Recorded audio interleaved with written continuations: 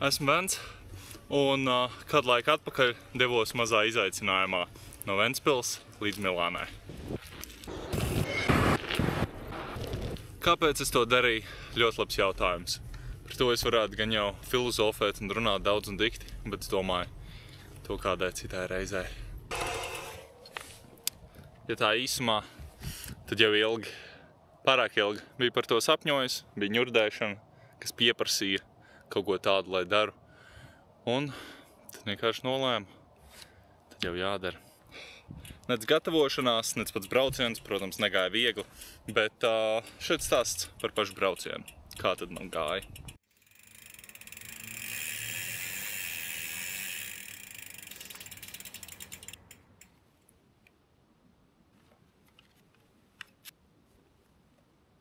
Stāsts sāks Ventspilī.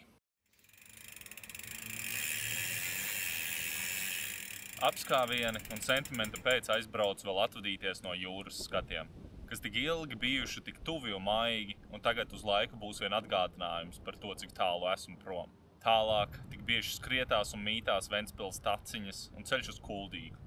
Ceļš tiek pavadīts ar stārķiem, tumšiem mākoņiem, kādēļ Lietupilei un domām par to, kas tik vēl būs. Tikai tagad sajūtu, cik smagu nastu esmu uzlicis savam kompanionam un sev pašam ar. Ak šie priežu meži, pļavas un Venta. Kuldīgas vecpilsēta, kāds kārums no Ventas rumbas pētot saldurietu un liekos uz auss. Šoreiz vēl palagos. Pirmā pilnā diena. Ceļos agri, bet vējš un lietus ir cēlies vēl agrāk. Tas liek tā lēnām gar drēgniem Kuldīgas logiem doties uz priekšu Saldus virzienā. Pa kādam mazam kalniņam, labības laukam, dubļu vannām un ganāmpulkiem. Līdz suņu padzītes tomēr uzdevos uz lielā ceļa. Vēja un lietus sapurināts ņēma pauzi kādā Saldus pieturā un sapņoja par to, kur esmu un kur plānoju būt. Tālāk biezos mežos vilkos caur vēl lielākām dubļu vannām. Līdz tomēr Latvijas grants ceļi nolēma atvadīties ar godu un ļāva caur Zvārdes mežu staltu egļu rindām bez bailēm un pārliek liels kratīšanās doties gandrīz līdz pat Lietuvas robežai. Maza pietura pie Rubas baznīcas un jau esmu Lietuvas pusē. Šeit staltu koku vietā stalti ruzi un kvieši gozās, kas ļauj vietējiem vējiem labāk ieskrieties un manu morāli izteiktāk gremdēt. Bet nevar noliegt, ka šie skati mani tāpat aizkustina un kārtējo reizi Ventu šķērsojis uztvēru šo aso vēju nu jau kā biedru. Stāvis liežu tilti un kāds kārums no vietējās Maksimas, bet sākoties saulē iet uz rietu, vēl pēdējo reizi šķērsoju Ventu, kur tā jau tagad tikpat kā aizaugusi un sīciņa, tik nedabiski. Lietus pieaug un jau tumsa, karsta šokolāde no automāta, lai sasildītos, un pilnīgā tumsā esmu sasniedzis savu naktsmītni, kur mani glābi terases jumtiņš, zem kura varu paslēpties, pavakarņot un pat izkarināt drēbes. Cik gan no tā bija jēga.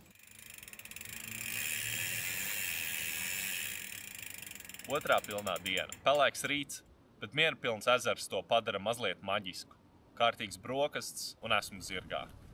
Smilšainas mežu takas mani dzenā augšā un lejā, līdz iznirst uz ceļa, kur satiekos ar pirmajiem lietus mākoņiem. Tālāk jau izteikti jūtamas augšas un lejas. Sākumā pie sevis vēl smējos, ka ir iespaidīgi, bet negluži ērgļi. Bet pēc Staltāļu Dvena tilta nācās šos vārdus ēst. Šajos lēnajos kāpienos arī vēroja vietējos mākoņus, kuri draudīgi ap mani grozās, un sekundē tik paspēju iemukt ciemu pieturā, kur zem jumta varēja baudīt pusdienas, kamēr mākoņi tik laida vaļu. Uz priekšu kalni gan piebremzēja, vai arī es pieradu, un tik pāris 3 piļu biedēts tik minu, līdz kāda ciemu ļaužu pavadīts notriecos no ielejas malas līdz pašas Nemanas krastiem. Lēnām te minu, pa grāns celiņiem, gludiem veloceļiem, gar šikām piepilsētas mājām, Kauņas pils torņiem, līdz pašā kalna galiņā uzripoju uz Divriteņu ielas. Šis bija labs posms, jo brauciena laikā sapratu to, ka te ir ko redzēt, un uz Kauņas pusi noteikti aizdošos arī vēl kādu reizi. Pašā Kauņā cienājos ar žalgara kambuču un citiem vietējiem labumiem.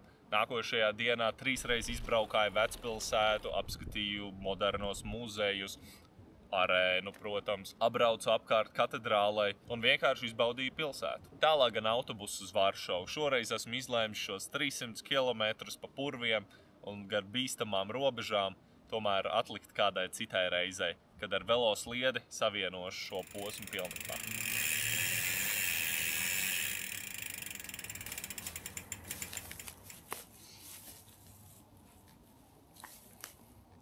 Varšavas debeskrāpjas un iespaidīgo centru es satieku pilnīgā tumsā, bet man par pārsteigumu velo infrastruktūra ir cieņā, un velosipēdis tur rindās iekļaujos diezgan labi. Tā tieku aizvadīts līdz savrupmāju rindu galam, kur arī pirmā diena, pirmais vakars Polijā tiek aizvadīts.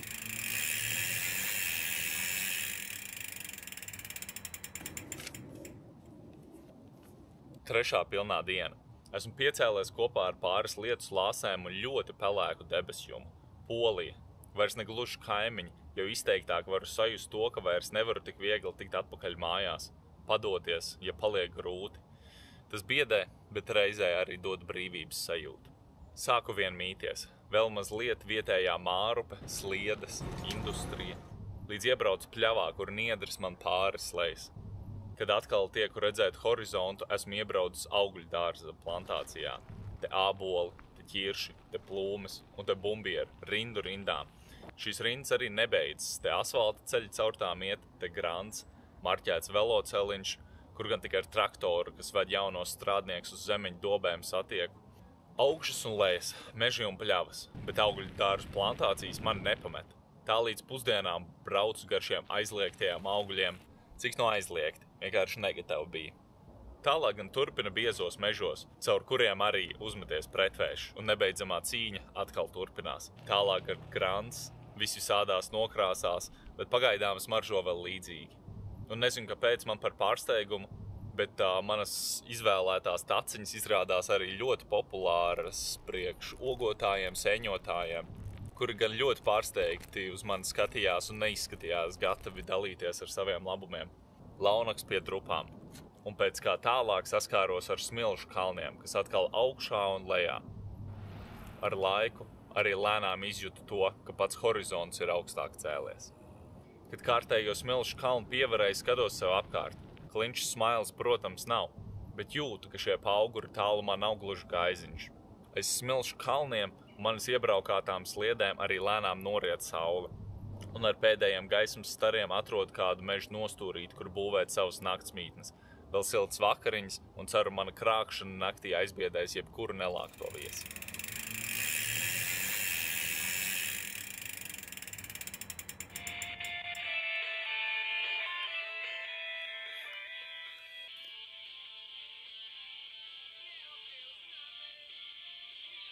Ļoti dzestars rīts, un labi iestiprinājies esmu gatavs doties tālāk. Tālāk grants ceļos, vēsa meža gaisu, vilk plaušās kā papildus dzinuli. Atkal smilts, plaša lauka un horizonts vēl manāmāk augšup cēlies. Vēl meža, grants un svaigas bulciņas, līdz uzbraucu uz pavisam turistīgām taciņām, kur tie paši meži, bet gar malām parādās jau kārtīgi klinšu atsegumi. Vēl nepārāk augsti, bet klintas tāpat. Šauras taciņas, poļu ciemi un pusdienas. Milzīgs paldies visām pieturiņām ar jumtiņu, kas kalpoja par sargu no saules un vēja, lika justies kā smalka restorāna terasē.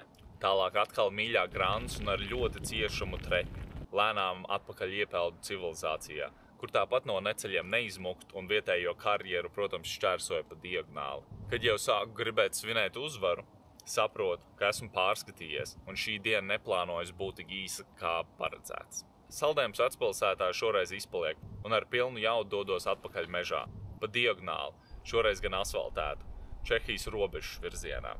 Tagad rakstot liekas viss noritēja tik raiti, bet uz riepām tās bija mokas. Šķērsoju Čehijas robežu tikai ar saulrietu, un to arī atpazinu tikai ar to, ka pazuda internets. Ieņēmu ceļu gar Olzas upi, tālāk kārtējā kukurūzas lauku un saule atvadījusies, kad pievienojos Ostrovicas upei uz Ostrovas centra pusi. Un, protams, kad mans pacietības mērs šai dienai bija sasniegts, veloceliņam priekšā bija barjeras, un aiz tām mašīnu festivāls. Cik ironiski. Šis mans dienas pēdējo kilometru padarīja par 5, bet šodien es guļu tīros palagos, un aiz stūra vēl tieku pie kebaba, tāpēc lielu kreņķi neķeru. Rīt jau kalni.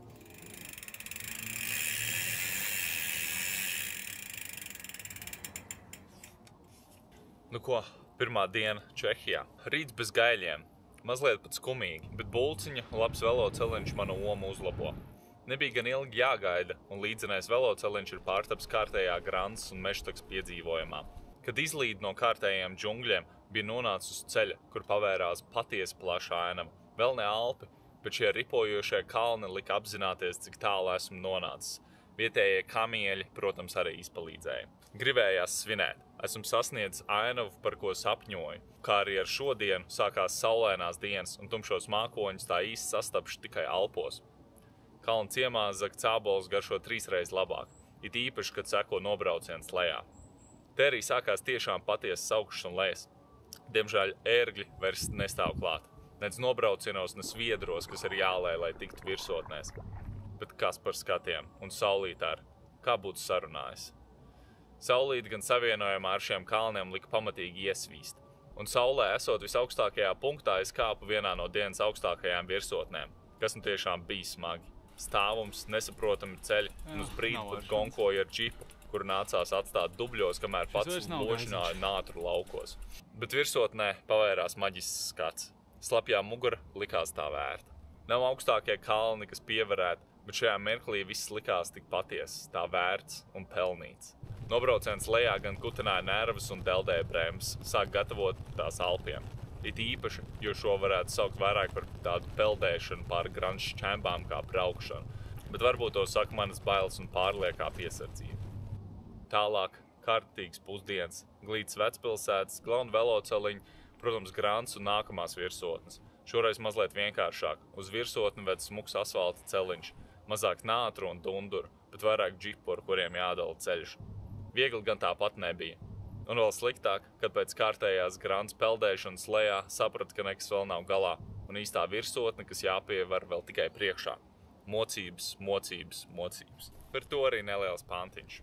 Sviedri līst, saules stari kā irši sīts, vējš vēl pretī, visam par spīti, gumija, smilts, kāds akmeņa gabals, nopūta, ūdens, cukurs, sviedri, spīts, virsotne un viss no jauna.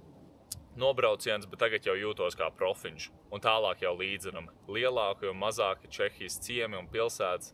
Pēdējos kilometros man pavada skaists veloceliņš gar Batuvas kanālu, līdz pat manai miera ostai, kur pat ir veikals tūmā, kas nav cieta. Saldējums un tušongas uzpildījums. Diena izdevusies uz visiem 100.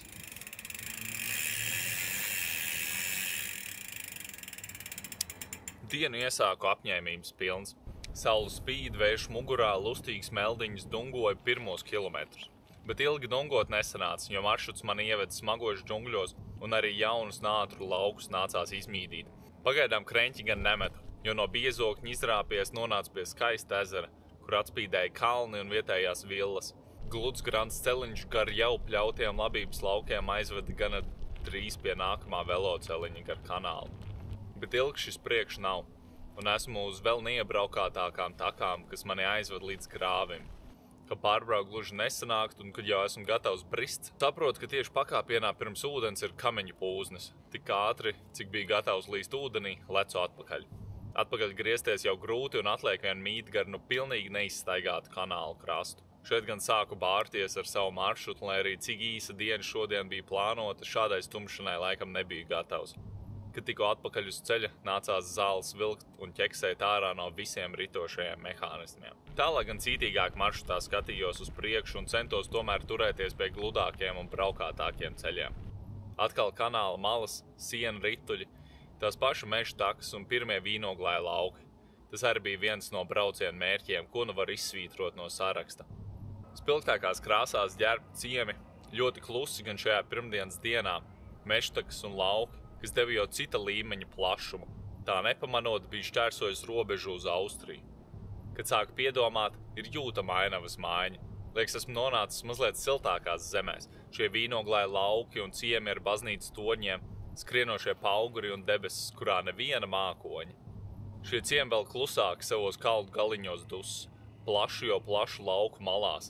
Tik tālumā var redzēt kādus kalnus, elektrostabus un vēja ģenerators. Sāku iepazīt infrastruktūru, kas ir publiskie ūdenskrāni, slāpju veldzētāji un pētīja vietējās industrijas pērles. Tālāk gan plašāki lauki, bet pa ceļam tik traktori un vilciens sliedas. Vietējie ciemi gan no malas ļoti šiki, bet pārāk klusi. Mauriņi noslīpēti un mājas kā tikko krāsotas, un tam visam pa vidu, protams, kalni un lejas. Pagaidām vēl tā teikt māju līmenī. Enerģijas vārdā lasīju vietējās plūmas un nāboles, kas ceļa malās bija pārsteidzoši bieži. Un satiku zīmi uz vīni, jo gribējās atslābt, bet vēl gabaliņš priekšā. Par šo gabaliņu gan sūdzēties nevar. Mani pavada glauns veloceliņš un gana drīz jau redzu vīnas torņus. Vēl kādu gabalu skrienos ar džekriem laikrās un esmu sasniedzis pilsētas robežu. Turpinot savu ceļu pa veloceliņu, nemirkli nenobraucu no tā. Pa ceļoties pāri Donavas upei, brauc pāri velotiltu, kurš šosejas platumā. Velosipēdi rindu rindā. Tālāk ar kanālu, gar grafiti apzīmētām sienām, spiciem bāriem, skrienos ar vīriem, uzvalkos, pensionāriem uz elektroriteņiem un sportistiem. Vēl gan papildus līkums līdz pašam pilsētas centram. Līdz centram neticis, jau esmu mazliet vīnas skaistumu pārņemts. Abrīnotājs anarhiskos stūrīšus, māju greznību, vietējos mākslas darbus un tramvajus. Tiešām nāks abrīnot katru stūri, bet no esmu dienas galā. Iespēja nolikt mantas, duša un skrien pēc šņicels.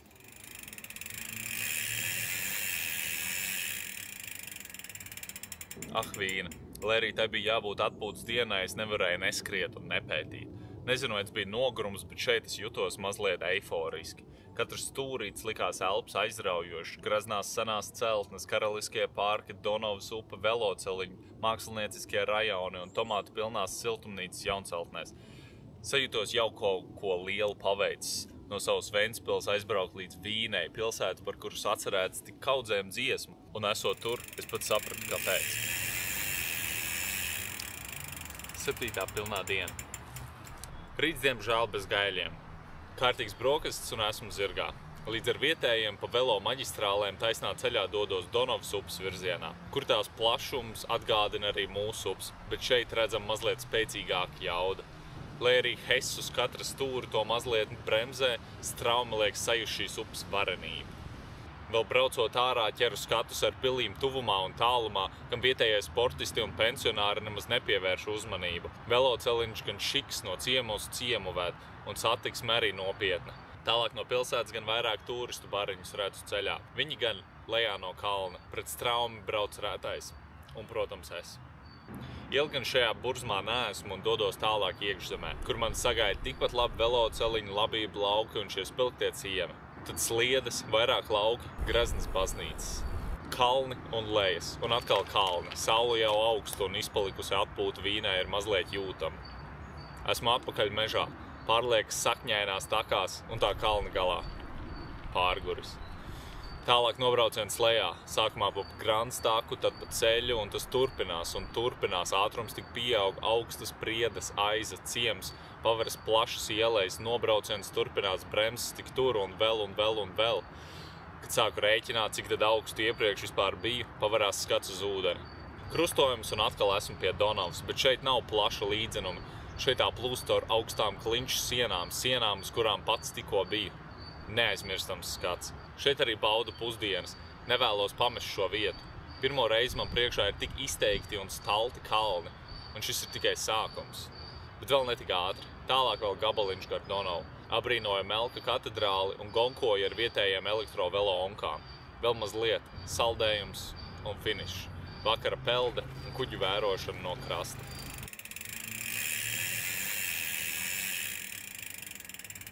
8. diena. Šoreiz atkal ar gaiļiem ceļos. Debesīs neviena mākoņa, kārtīgs brokastis un aidā. Viss mierīgi, un pirmos kilometrus varu kā kungs braukt pa plašo veloceliņu gar Donavas upi un laukiem, kas uzarti tās lokos. Lepni ciemi abos krastos un milzīgi Hess kalpo par tiltiem. Piļu torņi, brangi tilti un šķietami nedabīgi zilais ūdens man blakus. Gaisā var just tā jaudu. Kas par klinšu krastiem. Liekas, esmu kādā pasakā, vai esmu kāds dārgu mednieks.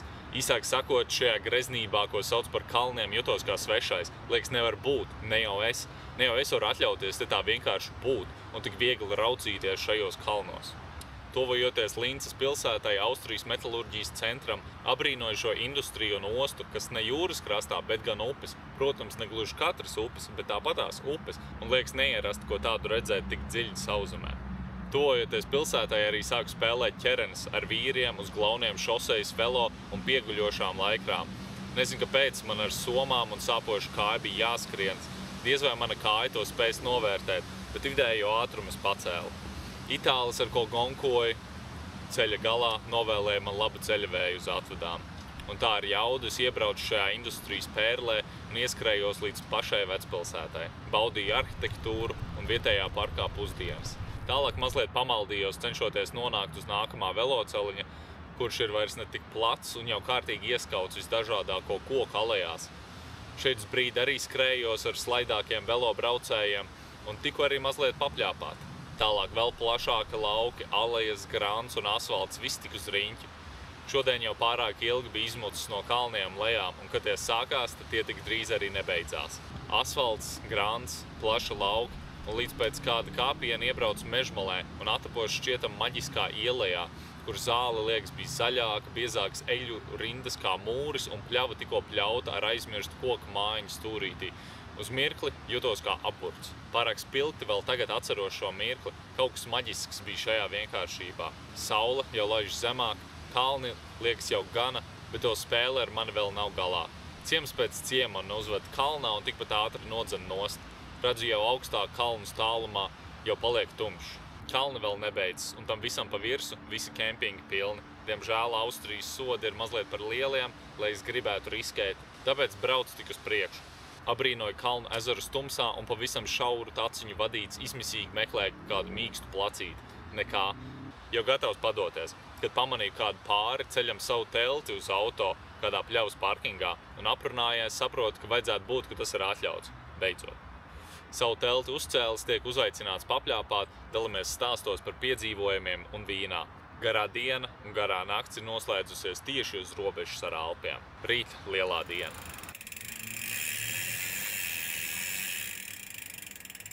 Devītā pilnā diena.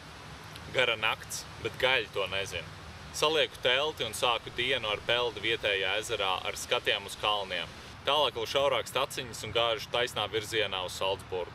Protams, esmu trāpījis Svētās Marijas dienā, kad mazie veikaliņi ciet un man pārtikas krājumi ir izkausēti. Google Maps gan atrod kādu beķureju Salzburgas centrā, kas strādā. Tas derēs un spiežu, cik ātri vien var tās virzienā. Ātrumu gan baigi neuzņem, tie paši kalni mani bremzē, bet šoreiz to skati. Gana drīz arī esmu nonācis līdz pašai Salzburgai un ilgi kārotajām bulciņām. Bulciņas ar šādu skatu, kas par dzīvi man ir trāpījusies. Vēl mazliet grezns vecpilsētas apskats un nu jau taisnā ceļā kalnos. Burtiski, klints uz mani blenžu takas galā. To sasniedzis vēl nekļostai pāri, tikai no sāna pēda. Saule jau kārtīgāk sāk sildīt un atjaunoja ūdens krājums vietējā ciemā. Tieku arī baudīt kādu vietējo orķestru ar kalnu skatu. Šis jau kņudina gan manas kājas, gan sirds stīgas. Esmu nonācis tur, par ko jau tik sen sapņoju, un tagad tikai sākās. Tagad tik uz augšu. Uz kuru pusi skaties, tur dižas klintis, virsotnes, slēdz greznība, esmu bez elpas. Ielejas ciematiņi, kur satieku līdzīgas trakos un tik uz priekšu. Galva nezinu, uz kuru pusi griezties. Pusdienas un tālāk zaļāka lauka. To ieskaujošie kalni, kalnu grēdas, bet arī pļauta zāle. Un cik redzēju, tad to onkas dara ar izskapti vien, mašīnītes te nevienam nav. Bet es vēl uz augšu. Tik augstu, ka jau paliek bail skatīties pa malām. Par nogurumu nerunājot. Tuneļi, vēl zaļāki lauki un slēpošanas ciemati, abrīnoju šo seno slēpošanas villu un viesnīcu arhitektūru ar visu to, ka jau sāk trūkt elpa. Pēdējais kāpiens tik garš un atzīšu brīžiem mokoši, tik minu un minu, bet uz priekšu neiet, vēl uz priekšu un vēl. Līdz beidzot esmu sasniedzis vilcienu Pietaru kalnu galā. Labāk kā es saku šodien gana, un kur vēl labāks finišs kā kalnu galā. Satiek vietējo velobraucēju un nopļāpājam visu vilcienu. Atvedāmies un dodos meklēt naktsmītnes. Lai arī man piesolīts, ka vieta atradīsies viegli, nekā. No viena kempinga uz otru, viesnīca tāda šitāda, viss pilns. Citas gaida ziemas sezonu. Padodos. Un veiksmes dēļ viena aizgāju uz ēstuvi, kur sanāca papļāpāt ar pārmani, kur tas piekrita. Izmitināt, pilsētas pašā centrā.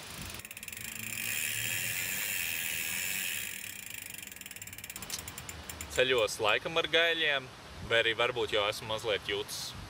Laicīgi cenšos uzpildīt pārtikas krājumus un doties, jo varen tumšs mākonis lēnām veļas no tikko pārvarētās kalnu puses. Par laimi, pirmie kilometri ir nobrauciens lejā, gluži kā filmā. Čūskas līkločs ņemot jūtos kā Pogača. Tik gan atzīstu, ātrumos virs 50 km/h vairs pārāk ērti nejūtos. Un arī uz šī glaunā asfalta nobraucienā nācās pielietot bremzes. Diemžēl uzvaras Tour de France kalnu posmos man nespīd. Sasniedz līdzenums, kas gan tāpatās ir 600 metru augstumā, biju vecajās labajās takās un nodarbojos ar traktoru ganīšanu. Kalnu ciematiņi strādāja kā velomasas epicentri, kur izbraucot tiem cauri kādu laiku nāks nodarboties ar pensionāru pāru un to elektrovelo dzīšanos. Braucam augšu, tie lepni uz mani noskatās un dzenās garām. Toties taisnākos posmos mans slaidums tomēr ņem virsroku. Tā nu gaņājos skaistajā ielejā, lēnām kāpjot atpakaļ virsotnēs. Mazliet pārdabiski liekas priekšā redzēt varen lielus kalnus, un tad tik tuvāk un tuvāk, līdz tik vienkārši aizdoties tiem garām. Liekas mazliet nepareizi. Jau vien pētot, klanīties gribās, bet to ir rindu rindām, tik spēj skatīties uz priekšu. Un šī abstraktā sajūta, kad es pa vidu ielejai, it kā ierobežots, uz sāniem grūti mukt, bet reizē tādā plašumā. Plašums, ko veido šķietam mazās ielejas, labību lauki un plašie līdzenumi, kas it kā pāriet tālāk uz kādu lēzenāku kalnu sāniem, kur kā skudras, kotiņas ganās un ciemi liekas mazliet nevietā. No apakšas tos pētot liekas tie šķīvi tur turās, katrs vēl pie tam ar savu pizas torni. Un es visam tam cauri, kā skudra to klātbūtnē, bet reizē ar tādu vieglumu eju garām, it kā kādu fizikas likumu es neņemtu vērā. Turpinot savu bēgšanu no mākoņiem, kas turpina man uz papēžiem mīt, tiek pie vietējā kebaba un beidzot sazvanu kādu kempingu, kas pieņem velo, bet vietas izķer ātri un rezervēt nav iespējams. 50 km, 600 metru kāpiens, 3 stundas. It kā nekas neiespējams, bet atpūtai laika nebūs. Ļoti pātrināts vecpilsētas apskats un esmu atpakaļ kalnu valstībā. Tagad tikai augšu. Lejas jau sen aizmirstas. Vietējā upe dod svaigumu piesvīdušajai miesai, bet reizē arī rāda, ka dodos nepareizajā virzienā. Vairāk augšu. Vilcieni un šī maģiskā ieleja. Turpina abrīnot šo kalnu sānu frizierus, viņu apņēmību un cīņu ar gravitāciju. Bet lēnām. Kalni kļūst savādāk, mazliet grandiozāk. Bet ne kā Vīnē ar savu daili un greznību, bet grandiozi kā Roma ar savu vēsturi un varenību. Un ar mazu plāksnīti tiek informēts, esmu Itālijā. Esmu ierapojis Dolomītu valstībā, un tam par godu mākoņi savelks un gāžu riņķī ar vēl nejustamu brāzmu. Itāļu ciemi un skati uz Dolomītu atsegumu. Līdz ar pirmajām lietus pilēm esmu galā. 3 stundas gluži neiekļāvos, bet tuvu tam, un par laimi mana telts ir gana slaida un tiek pieņemts. Līdz ar telts uzcelšanu arī sākas negaiss. Lietus gājuši kā ar spaiņiem. Es pa to laiku slēpjos siltā dušā un vēlāk restorānā, kur ar saviem Black Sabbath šortiem baigi gan neiederos, bet tas nekas. Tas neliedz man pasniegt risoto un margaritu. Margaritu atzīšu bija plānojis brokastīs, bet pēc alpu pievarēšanas mans ķermenis prasīja vēl. Brokastīs atliek vien tāpat jāuz pārstu putrim.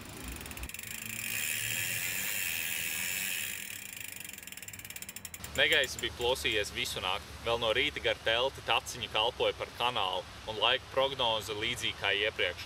Bija smākons jau virs galvas lēnām briest, tāpēc gatavojos ātri.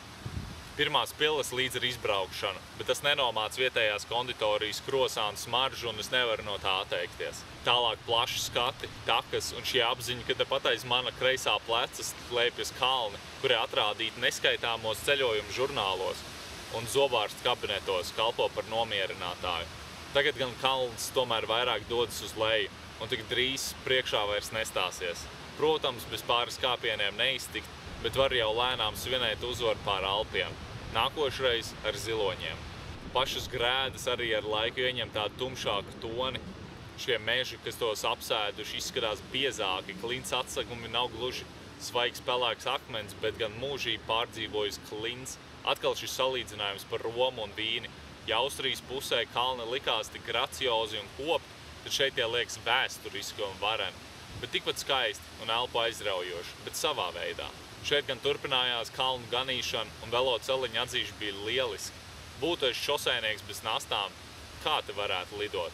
Bet es nesūdzos. Šīs nastas lika braukt mazliet lēnāk, bet reizē deva vairāk laiku baudīt to, kas man apkārt. Šeit jutos, kā būtu pārceļos pāri okeānam. Galvā nelikās kopā, ka nesen vēl mans velo bija radījis sliedi Ventspils pludmalē. Tad pēc kādas glancētas Vīnogu impērijas pilsētiņas pavērās prātam neaptverama kalnu ieleja un kā šosei iezīmēja divus ceļus. Tagad šīs klints sienas izskatījās vēl dramatiskāk. Vīnoglājus pētot, pamanu, ka aiz manis mākonis pavērās pavisam baiss un sāk dzīties pakaļ. Tikko pētītie torņi redzami saņemt dušu, tāpēc iesēdos ragos un spiedu pedāļus. Vismaz uz kādu brīdi, līdz izdomāju, ka vēl vēlos uzmesties kādā ciematiņā un mazliet pabaudīt ābolu strūdeli ar saldējumu. Tā bija lieliska izvēle. Mazais līkumiņš beigās mani veda augstāk un augstāk Vīnu kalnā un neļāva no tā nobraukt.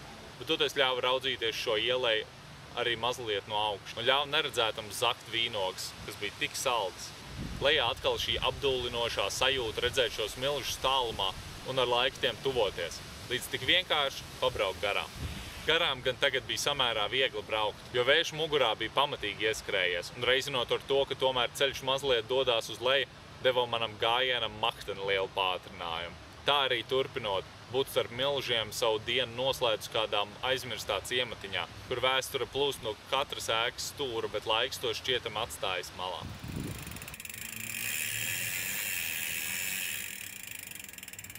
Divpadsmitā diena. Man liekas mazliet zīmīgi. No rīta vēl pārskatu laika ziņas un nolēmu. Šī ir pēdējā diena. Šodien es sasniegšu piedzīvojumu finišu, es sasniegšu Milānu. Vīnogu lauki un varens klinšu grēdas jau pirmajos soļos, kas tā arī turpinās. Dažbrīd jau kā labirints caur vīnziņu paradīzi. Kalns devās uz leju un sajūtos kā uzvarētājs, līdz tomēr nācās saskarties vēl ar pēdējiem kalniņiem. Vēl agars, bet saule jau kārtīgi cepina, un ūdens avoti lēnām paliek retāk sastopami. Bet jaudu man turpina dot šie karaliskie kalnu skati. Kādu dienu vajadzētu tajos arī uzkāpt. Tomēr šodien nāks tik pazemīgi tos apbrīnot no malas. Satiksme lēnām pieaug, un veloceliņi pagaisa tuvojoties Gardas ezeram. Bet, kad vēl no tālu to izdevās apskatīt, jutos kā patvaļīgā vasaras filmā. Lēnām tuvojos, pa labi, pa kreisi un šķērsus caur šām mazajām ezeru piepilsētiņām, kas turistu pilnas, un kad beidzot nonācu pie paša ezera, atzīst, cilvēki bija tik daudz, ka nebija vēlme te baigi uzturēties. Nācās tik mīt uz priekšu. Caur tā teikt aizmugures ceļiem izdevās atrast arī mierīgāks skats, un varēju arī mazliet pabaudīt šī ezera daili mierā. Tālāk gan gar villām un glauniem sporta auto, vērojot jahtas un neapmierināts turists, uzņēma spēks vēl pēdējiem kalniem. Veloceliņi lēnām palika kā joks. Tālāk dodoties, jau lēnām atvadījos no kalnu grēdām, ar laiku tās vien bija pa labu gabalu saskatāmi rēgi, kas kropļoja horizontu. Tagad biežāk nāks braukt gar ciemiem, kuru centri vēstures pilni, bet reizē pilnībā aizmirst. Nu jau horizonts kļuvis pavisam plakans, bet mazliet garlaicīgi sajūtos. Riepa arī laikam jau gatava padoties vai svinēt, bet priekšlaicīgi. Tāpēc nāks pēdējos 100 kilometrus to tā vairāk uzraudzīt un arī pumpēt. Varbūt nogurums, bet nu itāļu šoferi sāka ar laiku pierādīt savus stereotipus par savām braukšanas manierēm. Bet man ir pēdējie kilometri, man spītība sit līdz šam vēl nesasniegts augstienes, un es ar tikpat augstu paceltām uzacīm raudzījos tiem pretī. Caur kārtējiem laukiem, kur mana uzmanība vairs nespēja noturēt, traktoru ceļiem, tik skaitu kilometrus. Sauli jau laiž slīp. Atzīšu, jau jutos mazliet apnicis, it īpaši, jo pēdējos kilometrus nākās braukt ar šosejas malas. Bet sāk parādīties zīmes Milāno. Vēl mazliet priekšpilsētas takas un saulrietā šķērsoju Milānas pilsētas robežu.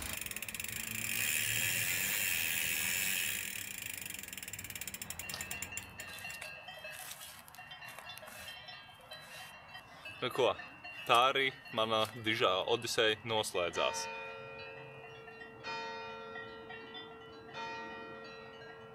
Cik zīmīgi. Protams, daudz pārdomu un ko tik varēja darīt savādāk un viss pārējais, kā jau pienāks pēc tādiem lieliem pārdzīvojumiem. Bet atskatoties, reizē liekas arī man tik daudz veicās, kā neko pielikt, neko atņemt. Jūtos bez gala pateicīgs, kā vispār kaut ko tādu varēja izdarīt, ka varēja atļauties ziedot savu laiku kaut kādam tādām muļķībām, ja tā var teikt. Bet tāpat es laikam nebūtu spējis pārdzīvot, ja es kaut ko tādu nebūtu darījis. Bet tad jau redzēsim, varbūt otro pusi uz pusmūža krīzi arī piebeigšu, līdz pasaules malai aizbraukšu. Bet pagaidām laikam gana. Lai arī kņudoņa nekur nav īsti līdz galam pazudusi, tāpatās ir sajūta, ka kaut ko es esmu pieveicis. Un pagaidām man ar to ir gan. Nekādas dižās dzīves atziņas no šī nevarētu teikt, ka ieguvu, bet tāds mums arī nebija mērķis. Mērķis bija pierādīt sev, izdarīt kaut ko, par ko es jau sapņoju ilgi, un baudīt mazliet šo vietu, kur mēs dzīvojam. Jā, vēlreiz jūtos pateicīgs par to, ka es varēju kaut ko tādu atļauties darīt, un paldies visiem, kas atbalstīja pa ceļam, pēc ceļa, pirms ceļa, tā tālāk. Tad jau redzēsim, kā veiksies tālāk. Varbūt tiekamies nākamajā piedzīvojumā.